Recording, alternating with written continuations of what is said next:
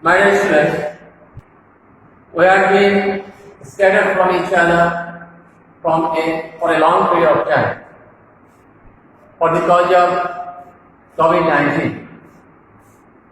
Recently, many of us have become the victim of untimely death. This is not the problem in Bangladesh. The problem has been common in the world, but we cannot stay at home and cannot pass our time in idleness. We have to face with the outer world, and as a part of that, our government has proclaimed a proclamation to take online classes in different educational institutions in Bangladesh. As a part of that, I am taking a online class on the basis of English second part. Our today's topic is conditionals. Firstly, we shall learn about what is conditional. When any bindings are exposed in a sentence, then the sentence turns into conditional. And you may have some questions about this method. What is conditionals and how many kinds of conditionals? In the answer of that question, we can discuss that there are three kinds of conditionals. Number one, past conditional.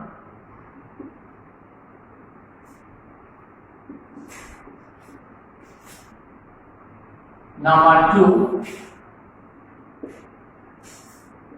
second conditional.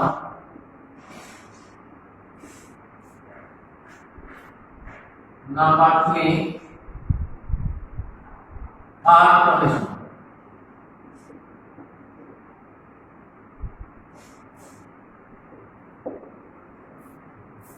Now the question is, what is past condition?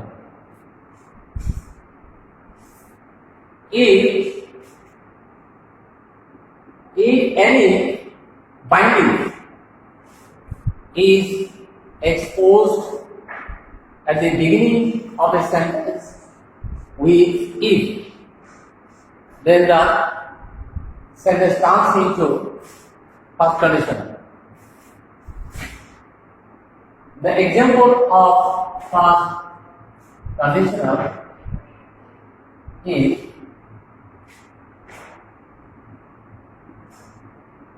if you come, I shall go. If you come, I shall go. My dear students, you certainly will see on the whiteboard that there are two clauses in this sentence. First clause, if you come, and the second clause, I shall go. My dear students, notice well, here a condition has been imposed in this sentence. If you come, there is a condition. Then, if the condition is fulfilled, the second clause will be fulfilled. If you come, I shall go. Here, again, notice that here word if acts as imposing condition. if you come, I shall go. Again, notice that we can write this structure if plus present plus present.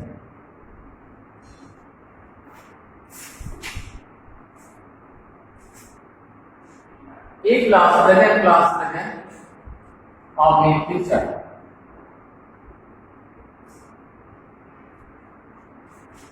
Another example, see on the whiteboard.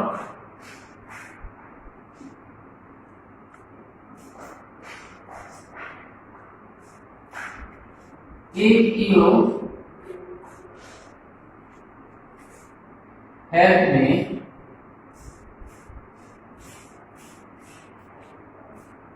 I can help you. My dear students, notice on the whiteboard where and try to gauge the meaning of the sentence. If you help me, we shall put a comma after this clause. Then I shall or I can help you. This part is called dependent clause. Dependent C-L-A-U-S-E. And this part is called independent clause.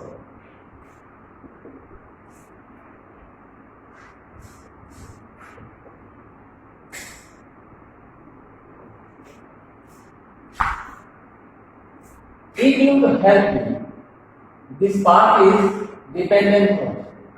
I can help you, independent clause. Why? This part cannot explain the full meaning or full sense. If you help me, it cannot explain full meaning or full sense. This is why this clause is called dependent clause. I can help you. This part can explain the full sense or full meaning. This is why it is called independent clause. We can notice that here between two clauses we can use a comma, and we can also say that after the independent clause we can put a comma. If we use principal clause at first and subordinate clause at last, then the comma will not be needed.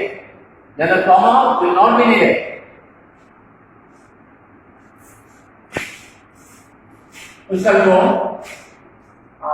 to discuss about second conditional.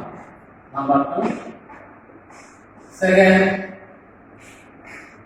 conditional.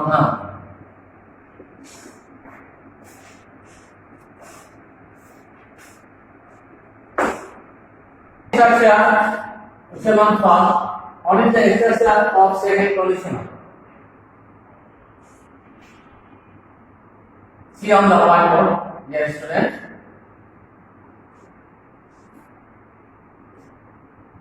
If plus past indefinite,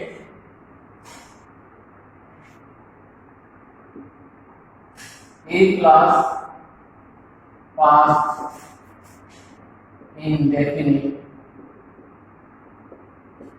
if plus past indefinite plus future indefinite in the past.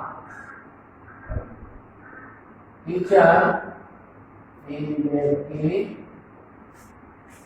made in the past.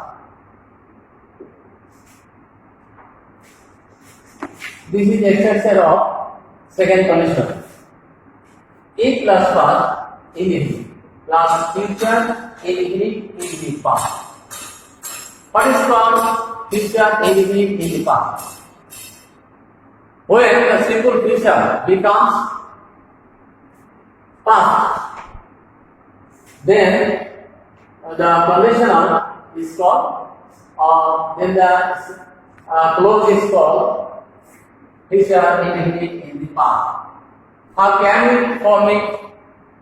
We use past tense of the modal will, would. See the example on whiteboard.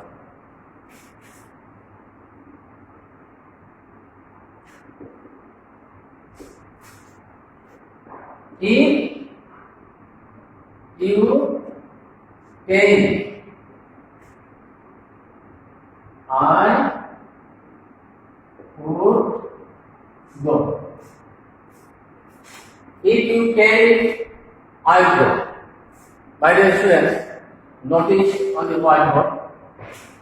Here, I would go is called future indefinite in the past.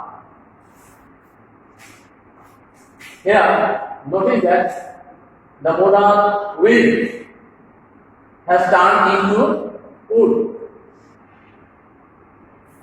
for making it future indefinite in the past. Another example.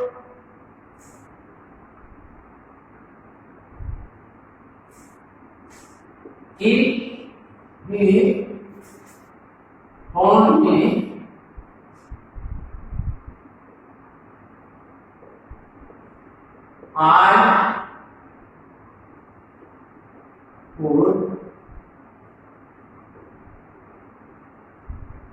I would phone him.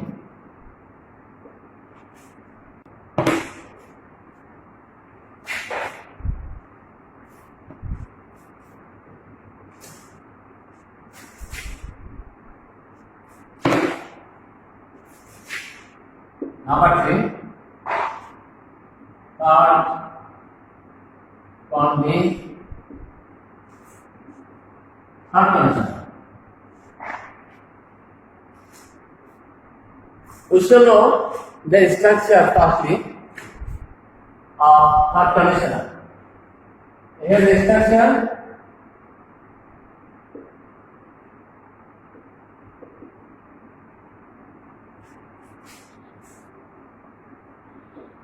If plus past perfect plus future perfect in the past, future perfect in the past.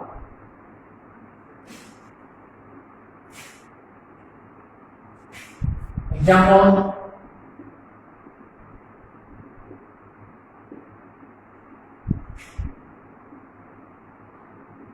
If we had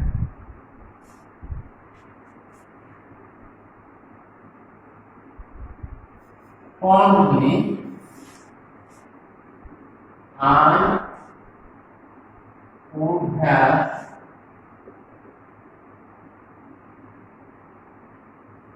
found him. My dear students,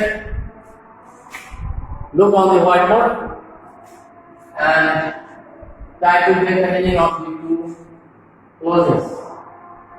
If he had found me, I would have found him. Here, by the word if, a condition has been imposed in this part. Again, notice that here the word if has imposed a condition.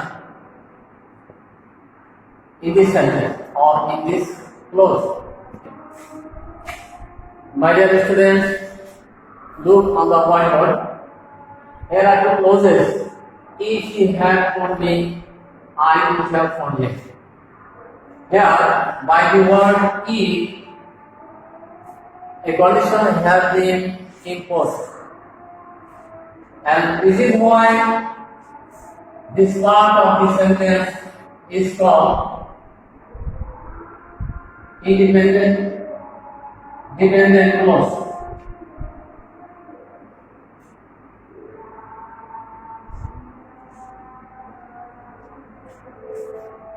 Because this part of this sentence or this clause cannot express a full meaning or full sense. So it is called dependent clause. And I would have told him this clause can express a sense of full meaning. So it is called principal clause. We can write this clause at first, and if he had phoned me, we can write this clause at last. If we use I would have phoned me at first, and if he had phoned me at last, then comma will not be direct. Then comma will not be direct. You should notice that carefully. Another example: if you met me, I would have met you. Dear students, notice well on the whiteboard. Here are two examples against third conditional. If he had phoned me, I would have phoned him. Secondly, if you met me, I would have. If you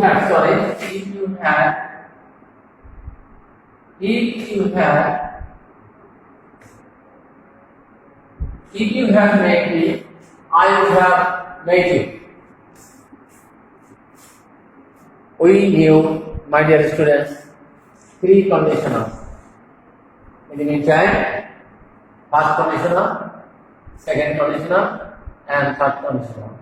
Their structures and their examples. We shall discuss more in our next classes. Thank you very much for joining our online class. Thank you very much to you all. Khudda Hafiz.